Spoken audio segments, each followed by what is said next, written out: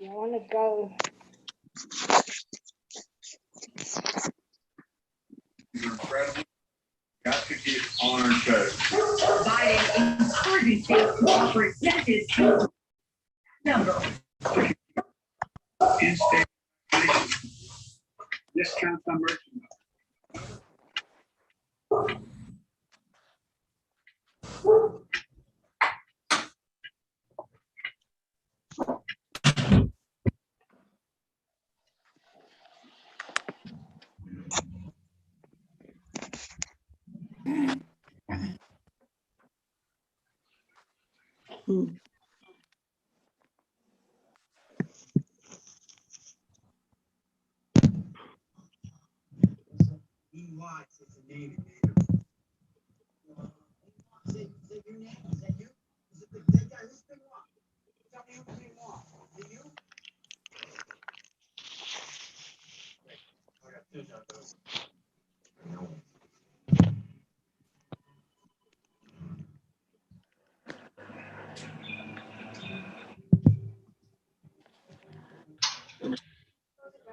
There's no volume.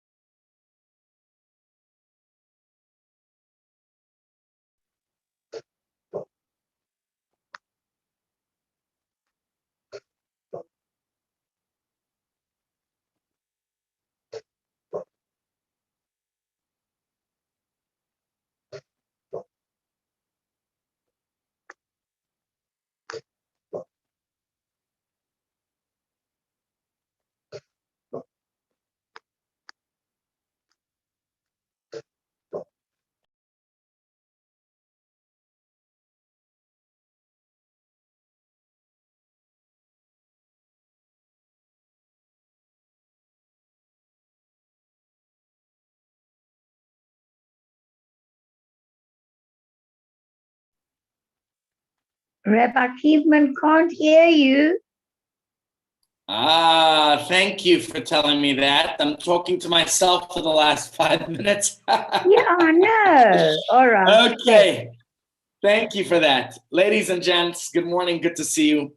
Welcome to today's shiur as we get ready for Shavuos, which is only less than 10 days away. We are also at the same time, we're going to look a little bit at the Parsha. And today's discussion, as you can see right in front of you, is called Equality versus Individuality. This is a theme we've discussed very many times, the idea of if I am I because you are not me. Basically, if I'm living just to impress you, I'm not living being true to myself, then am I really, I guess that's what I was going to put it. I'm not being true to myself. And I think this is a very important matter to discuss because we see a lot of friction in the world these days. Sadly, the world is becoming more and more polarized, more problems in the world than ever before. If you don't think my way, then, if it's my way, the highway, as they say. We came from like Ba'omer, where we know the students of Rabbi Akiva died because they didn't have respect for one another. So it's important to analyze and discuss this. The French Revolution was one of the most important moments in modern history.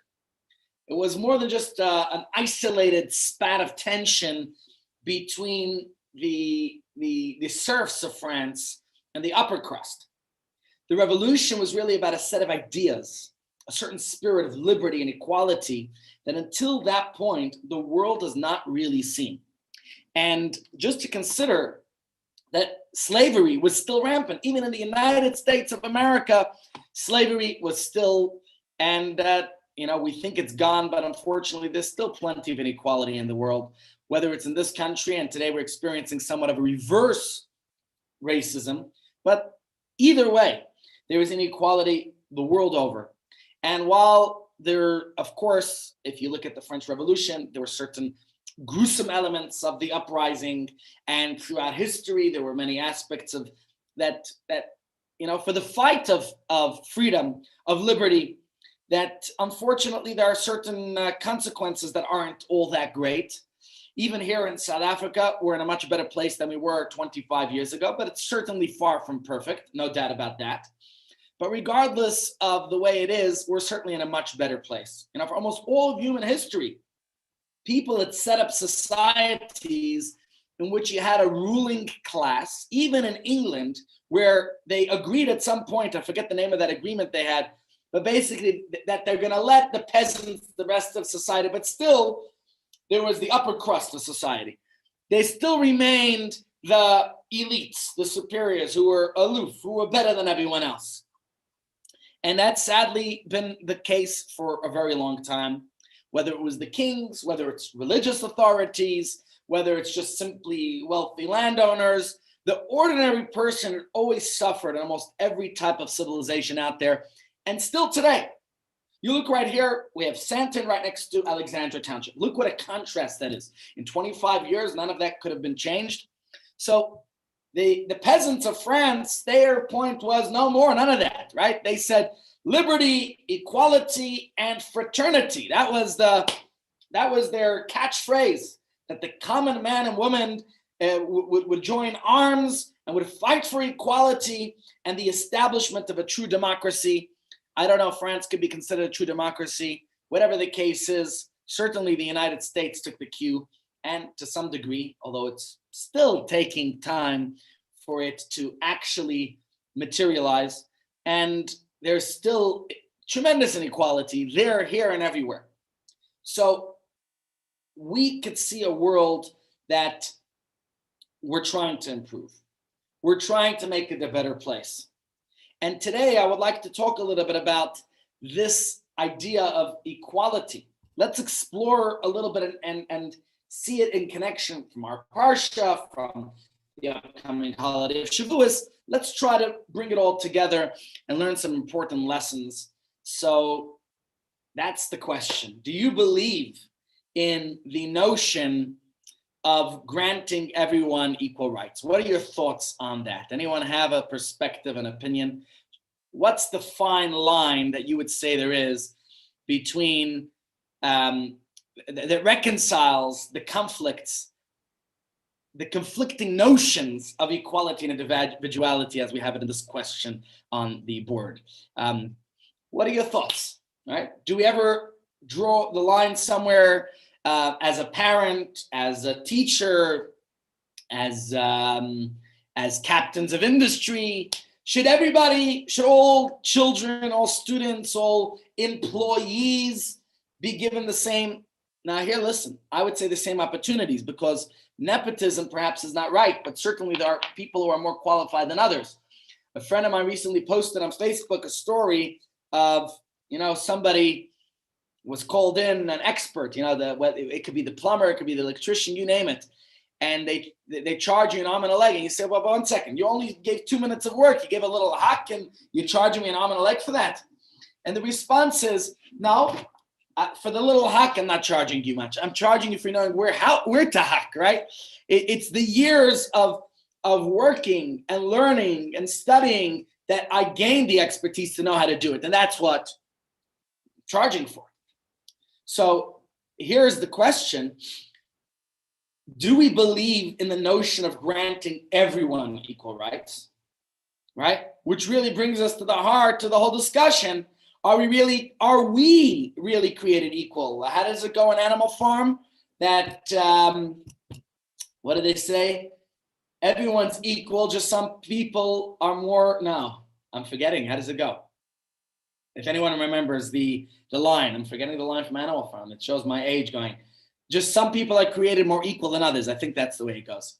Whatever the case is, if we look at the Constitution of this country, the Bill of Rights that we have here, certainly it stands to reason that we're coming to a better place in the world. Where I come from, the United States, in the Constitution, it says very clearly, we hold these truths to be self-evident, that all men are created equal, that everyone's endowed by their creator with certain unalienable rights, life, liberty, and the pursuit of happiness. It's right there. You can't, those words cannot be overstressed. That's what makes the United States the exemplary democracy that it is. And here, thank God, in South Africa, at least it's enshrined in our constitution. Whether or not it's upheld is a different story, but certainly that is. And these are basic eternal truths. But we sometimes wonder, are we really all created equal? Is that really true? Right? Just take a look around the realities of our life. Everyone looks very different. Look at all these pictures we have here of each other in our Zoom group. Maybe I should just, for a moment, I'm going to close our Zoom. Let me pause share. Does that make a difference here? I pause the share. It doesn't do anything, does it? Okay, let's stop the share for a moment and take a look at all our beautiful, wonderful faces. Got lots of people here together. Look how different each one of us looks from each other, right? We all look unique, different, special, no doubt. So what does that say? Right? And if we are created equal, that brings us back to the original question. Should we grant everyone equal opportunity? What do we do with the reality that everyone does not seem equal and that we each have our own unique individuality? Each one of us has our own specific needs and opportunities. When we talk about everyone being indispensable in God's image, we are equally indispensable. Each one of us has a unique contribution to make to this world. So how do we determine the fine line, as we say right here, that reconciles the conflicting notions of equality and individuality? What is it? Let's analyze this a bit. Let's discuss it. And we certainly know that from at least the Constitution and many countries, many democracies will certainly tell us that equality. But let's go towards, we're counting the Omer, we're approaching Shavuos next week, please God, not next week, the week after. And we're getting close to this holiday. Let's see the vision of our people meshing together. In fact, we discussed previously that when we left Egypt, we left during the astrological sign of Aries, which is the ram, all coming together. And yet this month is Taurus. It's almost coming to an end, which celebrates the individuality. So how do we synthesize the two? And this we're going to do by looking at the scene of Mount Sinai prior to Matan Torah, when God gave us the Torah. And in fact, we're going to read this in next week's Parsha, where we talk about at Bamidbar. We start reading it this Shabbos. Already this week is Bahar B'chul Kaisai. Bahar means that they stood at the foot of Mount Sinai, right? So we're already reading about it in the Torah portions of these weeks. What does the Torah say? Let's look at it together in the portion. Let's look here in Exodus. Okay, I'm just going to put the text up. In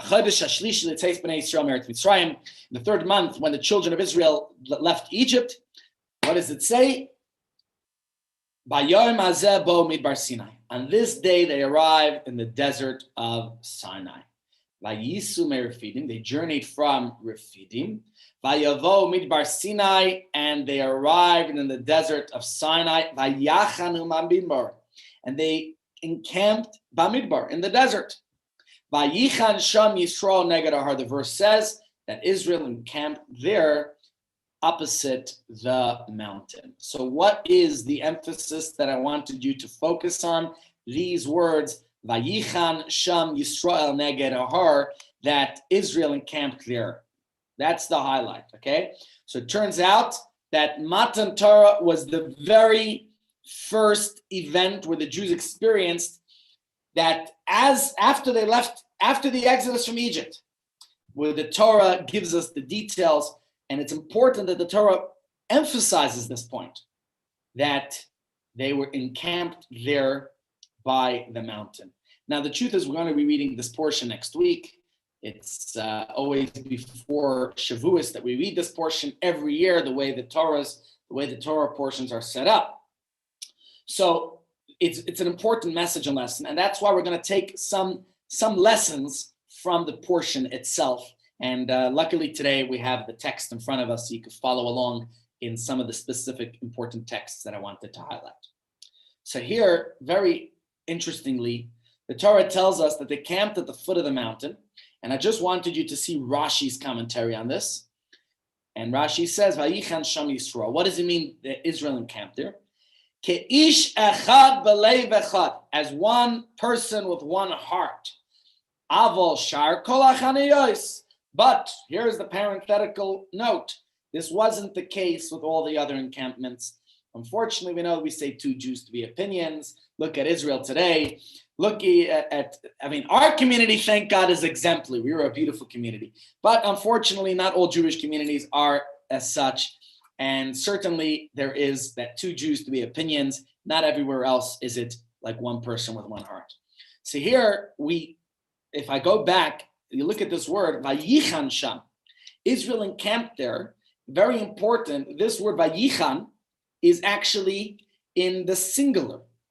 Because grammatically it would make more sense to say Vayachan, they encamped. So what is Rashi telling us here? That specifically in this time, they were together as one. It was as if they were one person with one heart. And the message is obvious. National unity was a prerequisite to receiving the Torah. While all the other encampments were typical Jewish affairs, where different opinions, right? Some things just don't change. At Sinai, it was different. There at the foot of Mount Sinai, they just melded into this unified entity. And only then did God see it fit to give us the Torah as a special gift. But in order for us to receive the Torah, we needed to go through this process of leaving Egypt as an Aries, as a herd community, and then working through and developing ourselves, Taurus, which leads us into Gemini, synthesizing the two together, which we're going to discuss today. That's what they achieved by working out that each individual, you look at when Moshe speaks to the Jewish people and says, each person, he lists some of the different types of individuals, the water carrier, the wood chopper. We needed every individual is indispensable. We have to come together as a community. So unity was a prerequisite to receiving the Torah. That's Gemini, bringing together the individual and the community. In fact, we say this in our davening every day, right?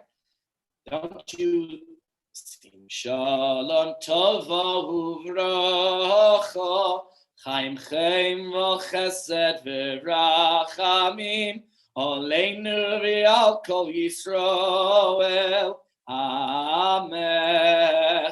Oy vey. Look what happens. I start singing, and 5 people left the Zoom room. Oy vey, okay, I won't sing. I apologize. Tell those people to come back. I'm so sorry.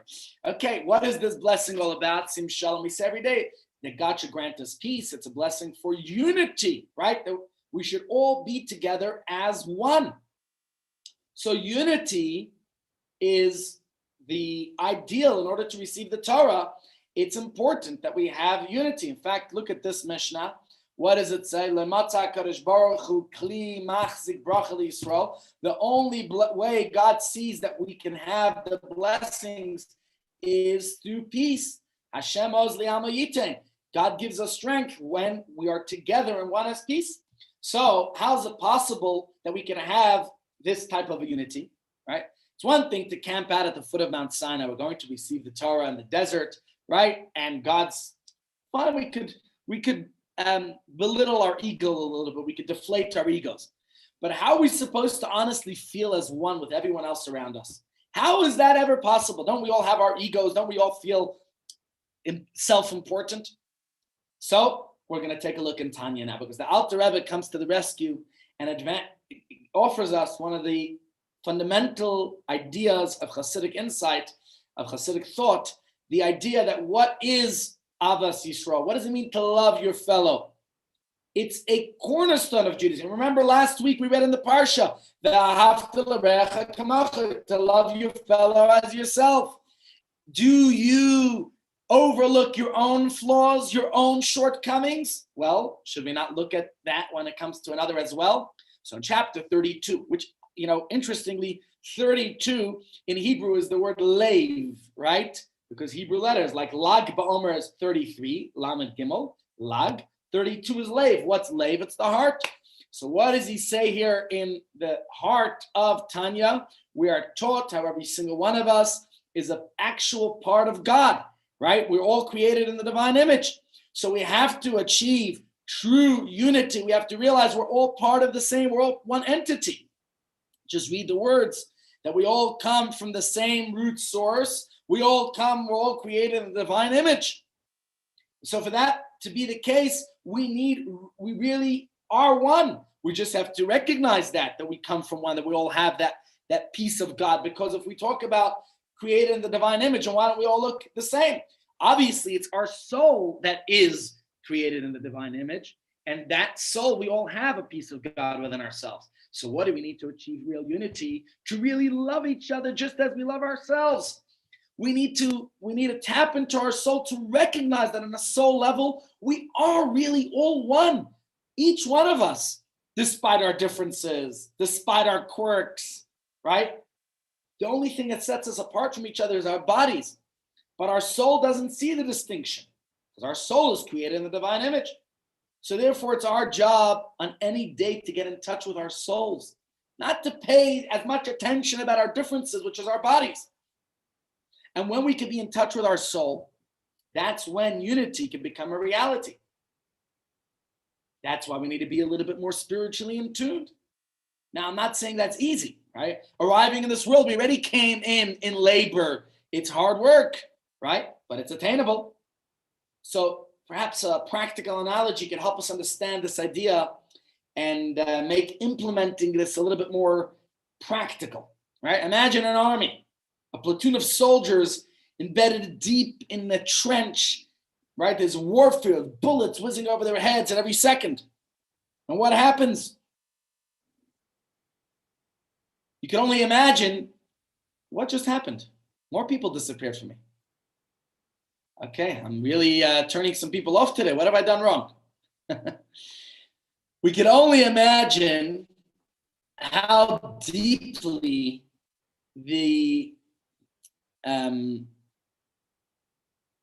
that the comrades feel for each other, right?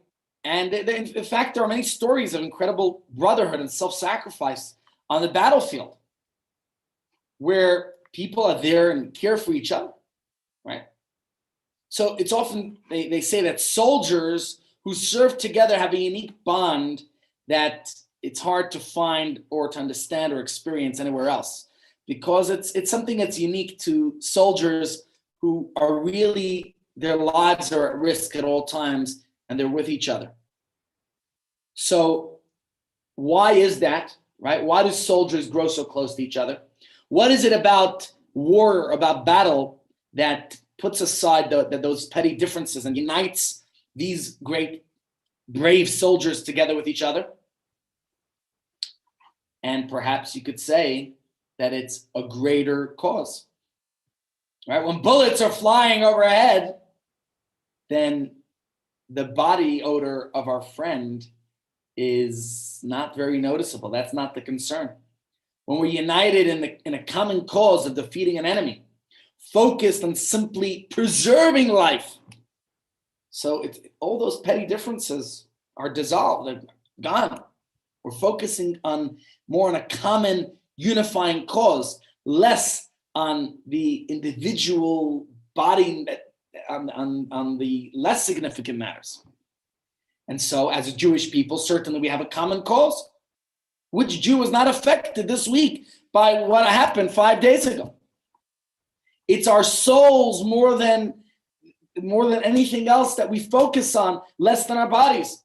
And that's how we come together to grow together. So the focus we need to have is unity, right? Or back to what we said before, the idea of equality. When we focus on our soul instead of our body, then we're able to have more of that feeling where we recognize the equality that we really truly have. So my question for you is Judaism like communism, like Marxism? Even though Karl Marx was Jewish. I think the founders of communism were Jewish guys, even though they changed their names. Like Trotsky was Bernstein, right? You know, somebody once said it's the Trotskys that make the trouble and it's the Bernsteins who get the blame. Whatever the case is, obviously, there are challenges and difficulties. I would never say that Judaism is a democracy, certainly not. It's more of a theocracy. We won't go into all the nuances of that today. But communism and Marxism and socialism is a lot more about unity, and it sounds like that's the idea we're advocating for. Do you think that's the case? Right? Should you take someone who's musically talented and force them to become a gymnast? Or, do you take somebody who's good at medicine and make them to become a lawyer? Or, that seems silly. So are we all equal, right? Is that the name of the game, equality? So that's the thing. While on the one hand, equality is important. Remember that we talked here about 2 astrological signs of the past month.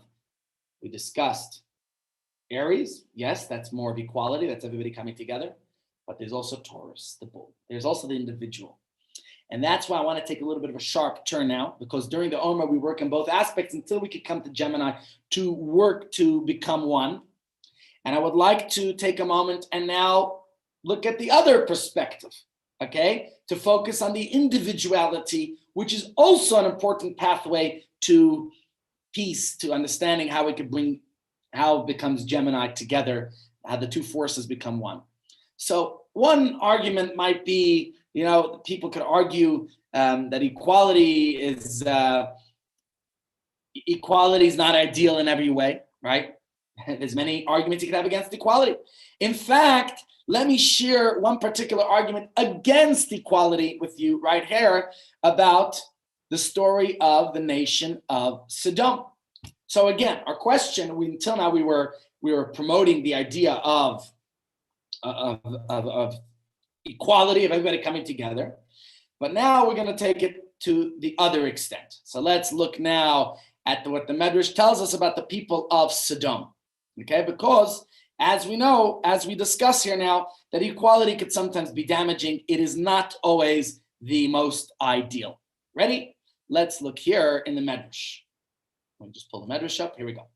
The Medrash says, when a pauper would enter Sodom and thereafter wish to leave, they would immediately lay him down on a short bed.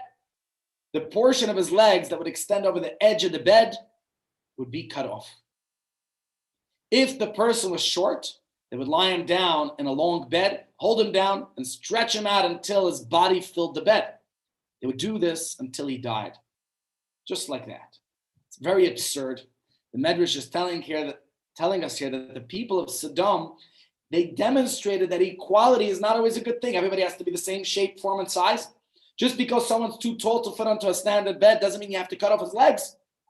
Now, thankfully, this is something that I think everyone understands. Equality can sometimes be damaging, right? Sometimes it's not the ideal.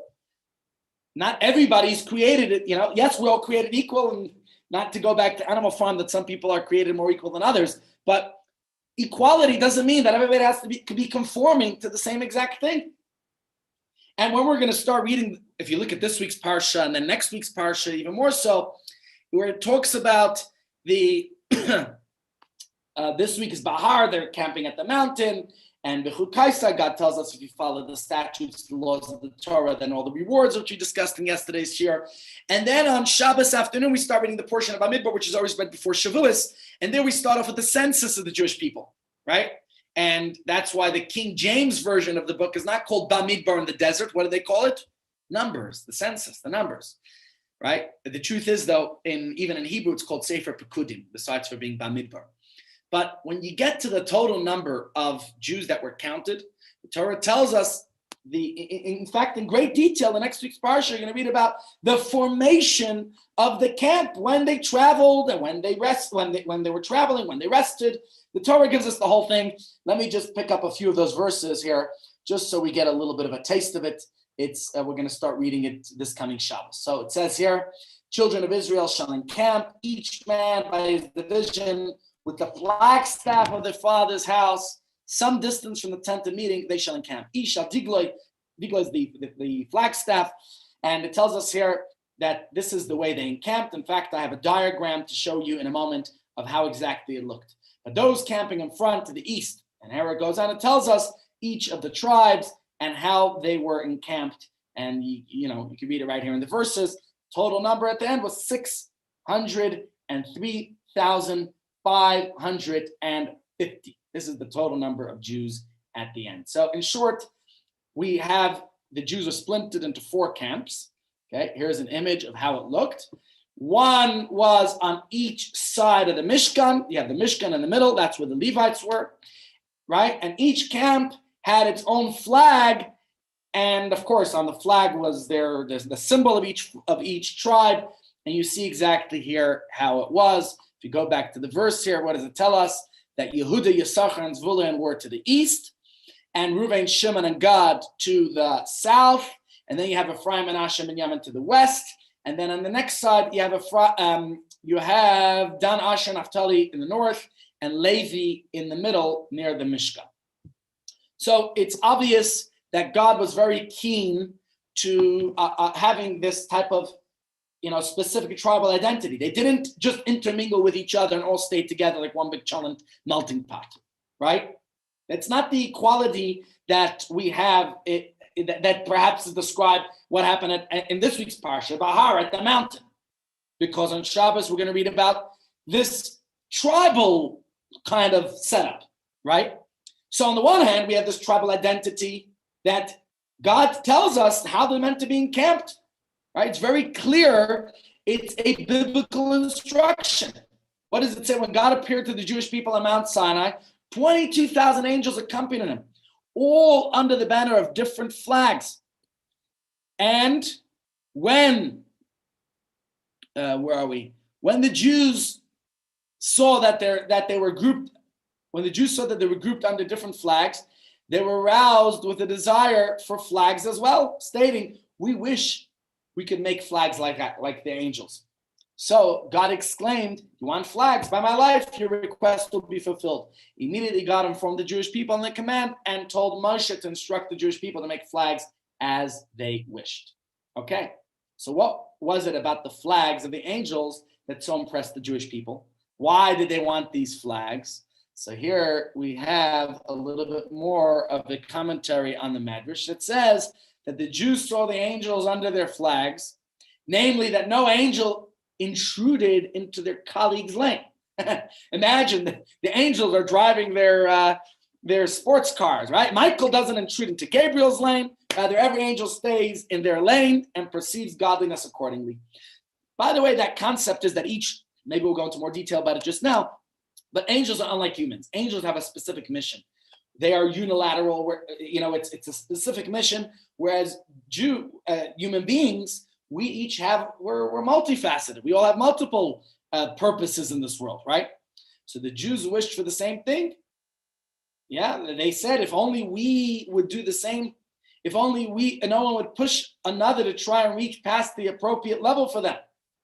God said to Moshe, do it for them. In other words, in as much as you wanted flags, namely that no one intrude into the next person's lane, rather every person should receive what's appropriate to their level of readiness. Do it.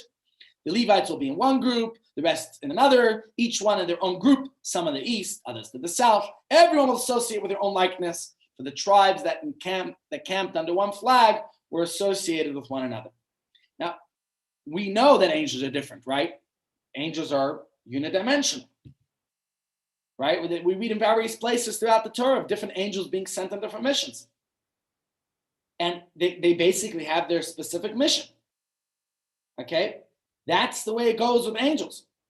And when we saw the angels accompanying God at Mount Sinai this way, we wanted to emulate them.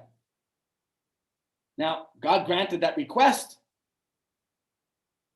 The question is that the ideal? But that's certainly what we read in the Parsha, and that's something that we discuss here. This was the arrangement. Now, this certainly is something that has that's admirable, that could be emulated, but perhaps there is an aspect to it that maybe isn't the ideal, which we need to analyze and discuss as well. Okay, so individuality in classic Jewish thought is not limited to tribalism, right? It extends to each individual. literally. Right? How many sources do we have that speak of creating of every individual as a unique person? Let's look here, for example, where it comes to education. What does Shlomo say in Proverbs? Chanoch lenar al pi darko. Train a child according to his way. Gam ki yaskin leyasem mimenu. Even when he grows old, he will not turn away from it. So how much more individual can we get than this, right? Surely, Shlomo HaMelech wouldn't say for a parent to take their I don't know, what would the child be special at? The child's a budding musician, and turn this kid into a gymnast, as an example, right? And the Mishnah actually, if we look in Pirkei Avot, we're going to read this chapter this week, chapter 5. What does it say? Arma midos betalmidim. There are 4 types of disciples. What are they? Maher lishmaya umaher la'abed. Certainly, we can learn a little bit Pirkei Avot, ethics of our fathers, tools for life, character development. There's the type of person who's quick to learn, quick to forget. What happens? His gain disappears in his loss. You learned quickly, but you forgot it quickly. What does it help? Another type of person is slow to learn and slow to forget. His loss disappears in his gain. That is, I find myself oftentimes in that camp. It takes time to learn something, but once you get it, it's geschmack, and we retain it. The third one is Mar Lishmai v'Kashal person who is quick to comprehend and slow to forget. Now that's a chacham, right? That's a wise person. And finally, Kashal Lishmai Mar La'abed Zechelik Ra. Here it's a slow to comprehend and quick to forget. This is an evil portion. And here again, if you look at this, the idea that there's diversity, there's different types of people. Let's think about in the Seder. Don't we have 4 different types of children that we mentioned? My own commentary on that is that we all possess all aspects of all these children, right? But here, let's just like an aspect, this is an introduction to Tanya. Let's read it together. Even in the case of laws governing things prohibited and permitted, which have been revealed to us and to our children, we find differences of opinion amongst Tanaim and Amoraim, the different great sages, from one extreme to the other. Yet, these as well as these are the words of the living God. A reference to the source of life for the souls of Israel, which are generally divided into these categories, right, left, and center, namely chesed, kindness, gevurah, discipline, and tiferet, right? Accordingly, those souls that stem from the category of kindness are likewise inclined towards kindness in the leniency in the decisions and so forth, as is known. If diversity of legal opinions are subject to the source of one's soul, then there will certainly be diversity with those matters that are more private, namely the emotions of love and fear of God. Every person according to how they estimate their own heart. So what's the point being expressed here is that we have all different types of people at the end of the day. And the point, of course, is that there's diversity. Yeah? So I have a question? Yes. Is there an age limit to that forgetting and not? Because then you're not evil. It's just age. Right. Now that go back to the first part of the Mishnah, right? What does it say here in the first part of the Mishnah? It's not saying that it's evil. The first part of the Mishnah is saying that Yatza Schar B'Fseda, the gain disappears in the loss. Where we're talking about evil is not that a person is a bad person. I guess here we're talking about a person who just couldn't care, right? Okay. Let me quickly pick up my Pirkei Avos, here, and let's just see what the commentaries say on that. Just because it's a good point you're making right here, but where did it go? Mine the right? Oh no, in the wrong chapter. That's why. Let's go back. Sorry. Okay, Arba Midas B'Talmidim. Let's just see about this attitude and aptitude. So, Kashal Shmer Kashal Abed. No, we're looking. Yeah, Kashal Shmer. Sorry, Mar Labed. That's the one we're looking for. Chelik Ra. Okay, let's just read a commentary here to you. says the bad portion, although he has a bad portion, it is the one given to him by God so that he can transform it through effort to a good portion. His reward to them be greater than that of the one blessed with a good portion from the start. So maybe a person could sometimes say, you know what, this is the way I am, but you know what? There's no such excuse. You have to work on yourself. You have to refine yourself. It takes perseverance. It takes work. And ultimately, we're going to get there. We'll be able to fix our position. Now you're saying, though, but what about old age? What can we say? What can we say? Maybe we're not talking about if it's an age-related thing. You know, my father passed away. It's going to be his second yahrzeit in a month from today. Actually, today's the 23rd of Iyar, and his yahrzeit the 23rd of Sivan. And when he was in his older age, and he was, unfortunately, his memory wasn't very good. I could say one thing for certain. I used to see my father if I'd visit. He would go for long walks, sometimes even getting lost. But he was also lost in his mind. He would study. He would take a Mishnah, would take one of these Pirkei Avot, and he committed the whole thing to memory in his days of dementia, which is very interesting. He had dementia. He was forgetful, forgot a lot of things, but worked very hard. I don't know if he was aware that he was forgetful.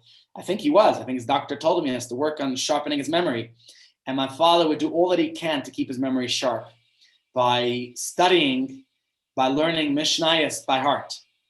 So it's a good question you have, Rosalind. I don't think one is going to be held accountable for such matters. Just hold on a second. Let me just take this call. Just a second. I'll be right back. Thank you.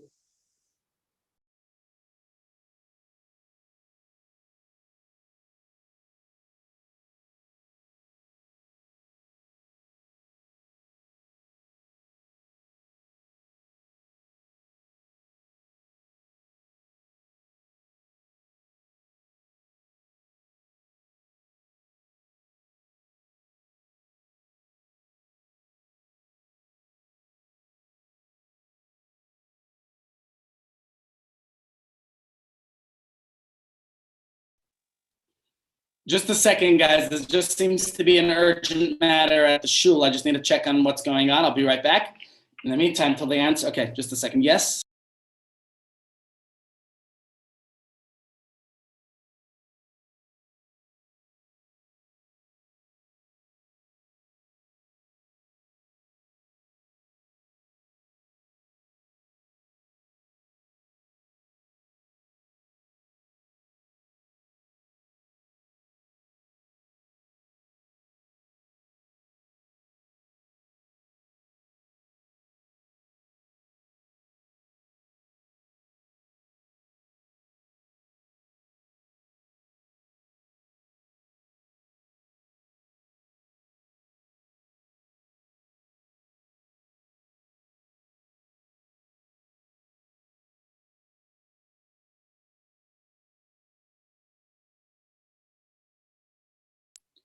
Sorry, guys.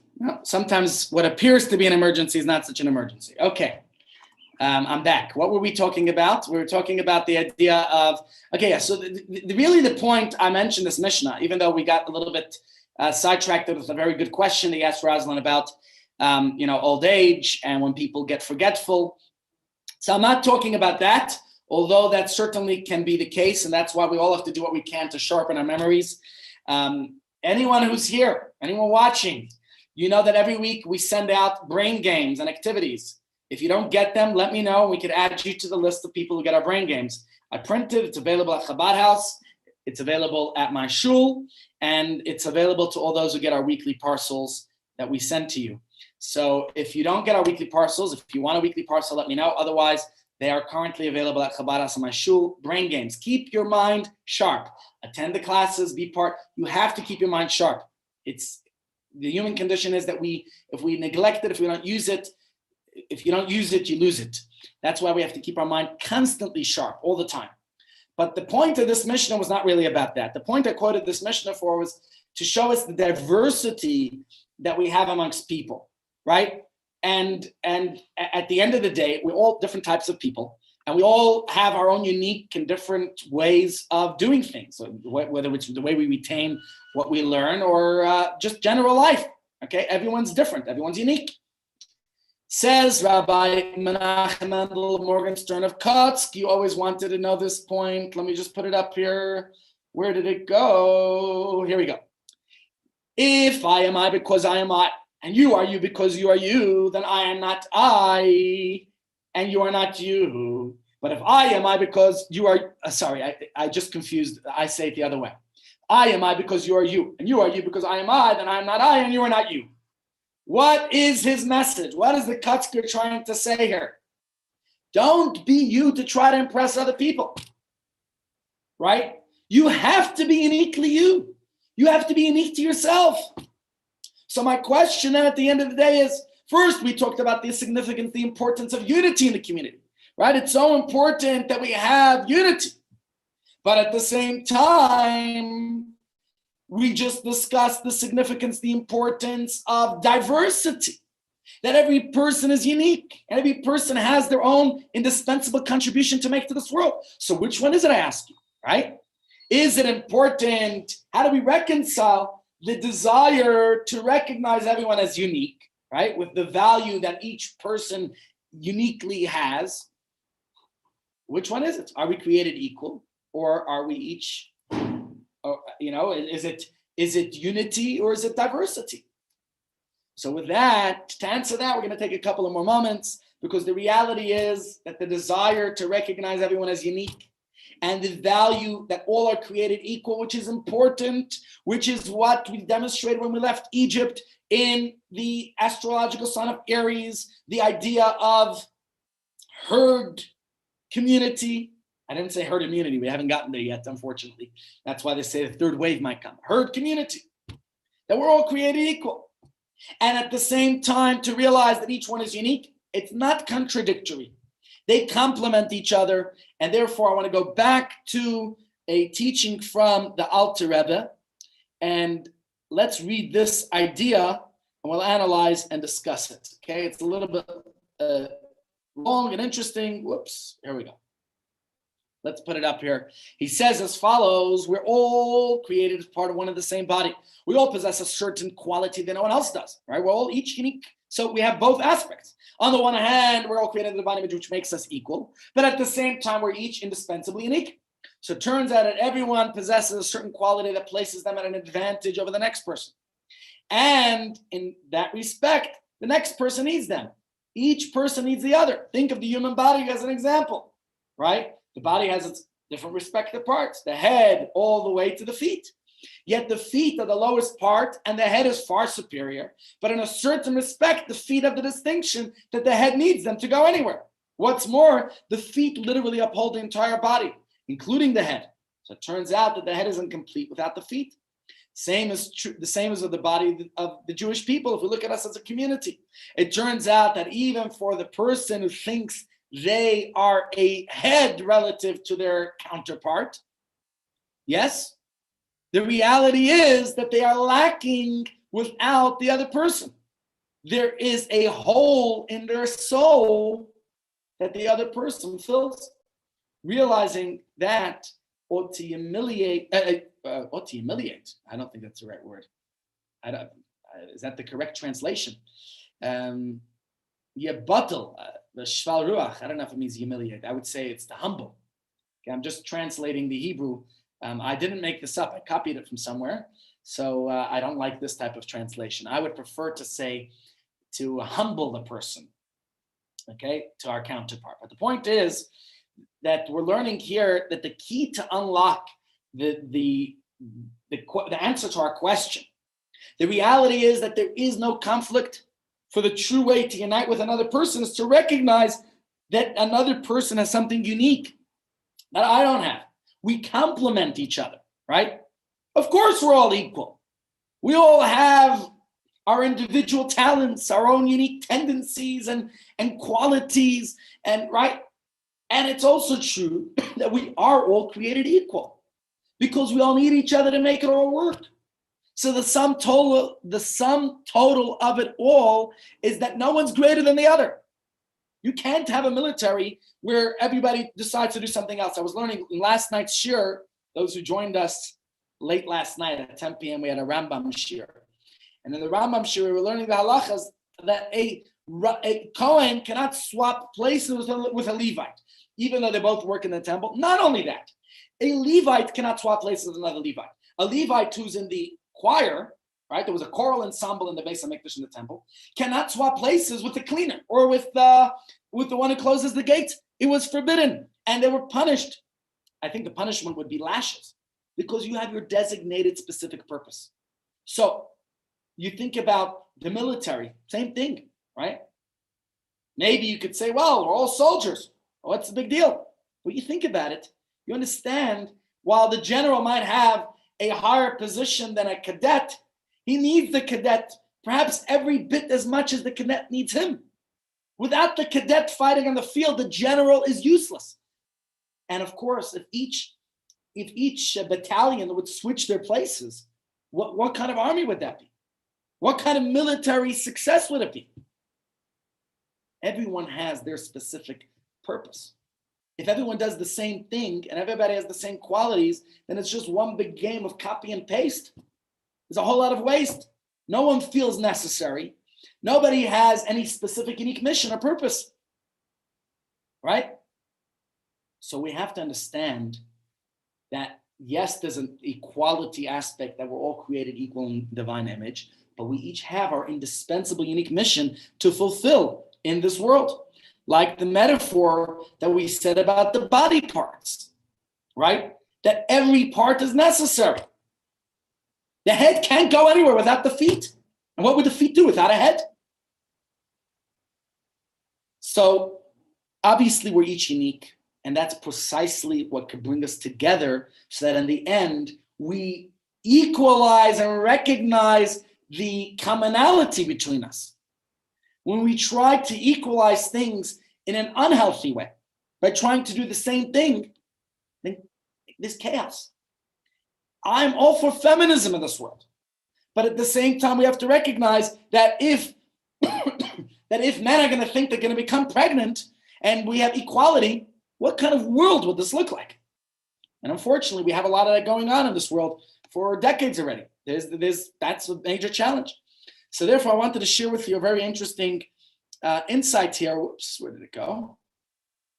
From the Kutei Diburim, the teachings, the diary of the previous Rebbe. Let's read it together. It's quite fascinating. It's here in Yiddish, but I'm going to give you the Hebrew. Just a second. Let's put the English. Okay, let's read it together. When the soul descends from on high to integrate into a physical body, it has a particular mission. We must be careful not to end up as one of the wandering souls. The Alter Rebbe told a story to illustrate the concept of a wandering soul of a wealthy man and his wagon driver. Back in the day, pious, wealthy merchants would only travel on business during certain seasons, using the rest of the time to study Torah. Wouldn't that be ideal? We could all just sit and study, and you just work for what you need.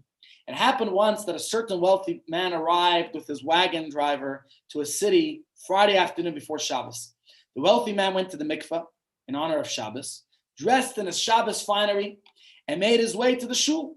On the way, he saw a large wagon stuck in the mud on the road. Aware of the mitzvah to aid a stranded traveler, he went to go and help the hapless wagon driver.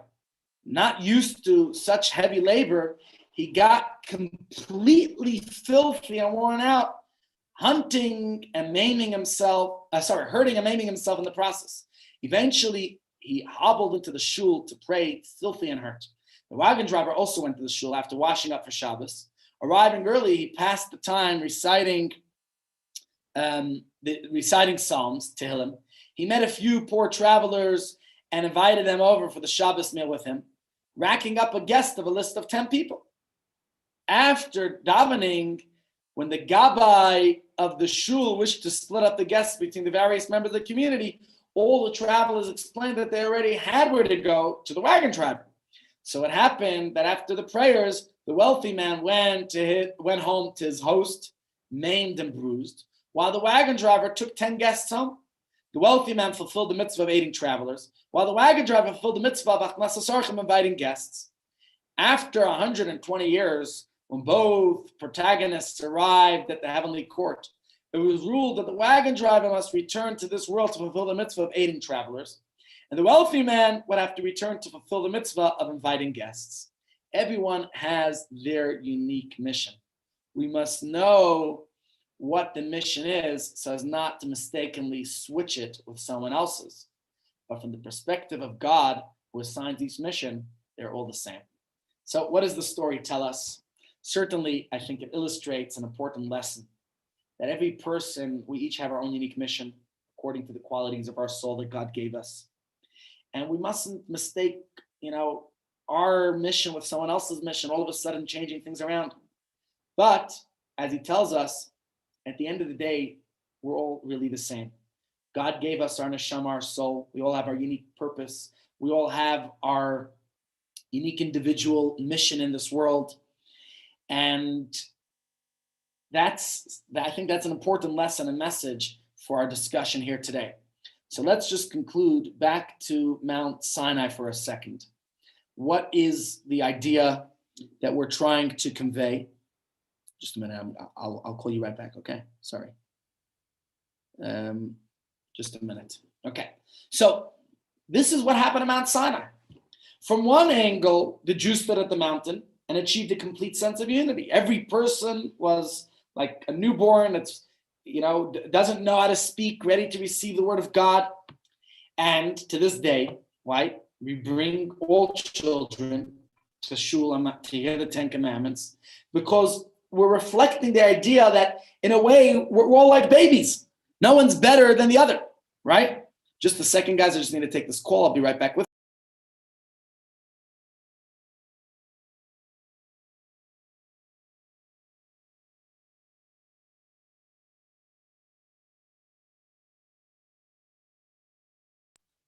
So let me conclude. I just have one or two more points that I wanted to say, the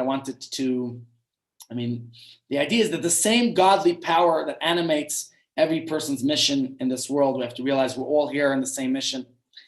But at the same time, we all have, we all heard the Ten Commandments in the singular form, as we said before, Vayichan Sham. And when God spoke to us, God said, I am your God again. It was in the singular form. Okay? Why was it in the singular form? Because God is speaking to each of us as an individual. So while, yes, we're all together we're all there together as one. Remember, there's the all, there's together as one. We're all, right? We each connect to the Torah in our own way, and we each have our own way of understanding the message and mission that we each have in the world. So let me just conclude this way. My phone is ringing off the hook. I just need to, just to conclude our points that we said. Do we need to give everyone equal opportunity? Right, that was our question. Are we supposed to give the same amount of attention to each of our children? Kanai Nahara, I got 7 kids, and each one I find is unique and special. And we got many friends and congregants and people involved in our community. Is everybody the same? Of course not, right? We have to understand that each person has got their unique individual personality, right? And that's very important, not to confuse people's talents with others. And that rule applies to life as well. Not everyone is destined to achieve the same thing or fulfill identical missions, right? One person is going to become very wealthy and another might not, right? And it would be foolish for the person who has a lot of who doesn't have money to think that they're going to spend lavishly and rack up debt. And at the same time, the wealthier person has to look after the people who are less fortunate than themselves. Everyone has their unique specific mission and purpose in this world. And only when we recognize our unique contribution to society, our own God-given talents and our own uniqueness, that we can come together as one, right? Think of a beautiful symphony. It's made up of so many different pieces. You have the piano, you have the trumpet, you have the clarinet, you have the drums, right? We have all the different instruments, the flutes, the guitar. True harmony is achieved when each instrument plays its part with its own unique voice. That's harmony. So you don't want, if each voice goes in another direction, that is disruption. But when it all comes together, that's harmony, but it's all unique voices. And that, I think, is the message and lesson for each of us today that I wanted to share with all of us is remember that we are all like the limbs of one body. And only when each limb recognizes its own value does the body's function serve its purpose harmoniously, that they all work together. And I think this is the way to understand the conflict between equality and individuality, right? Of course, it shouldn't be seen as a conflict in this world. When we're all of equal value, right? Of equal value in God's eyes, because we each possess a quality that no one else does. We are equal because each one of us is unique. We're all equal without being equal, so that without without all of us being the same, let's say. Okay? If we were all equal without unique value, then some of us would be superfluous, right? And that's unequal. But what makes us equal is that each of us is unique. Each neshama has its unique mission. And so we don't want to mix it all together. That would make chaos. Instead, we want to each live up to our mission. And please God, we'll continue this discussion tomorrow. There's a lot of themes related to Shavuos. So we'll just go along those themes. I was going to talk about Ruth, but someone asked me to hold off on that. So maybe we'll talk about, if you want, Ruth tomorrow or whatever other. If you have a specific request, let me know. We'll try to address it. Okay, Zakazant, everyone. Thank you for joining. Any questions before we end today's shir? Okay, all the best. See you soon. Thank you.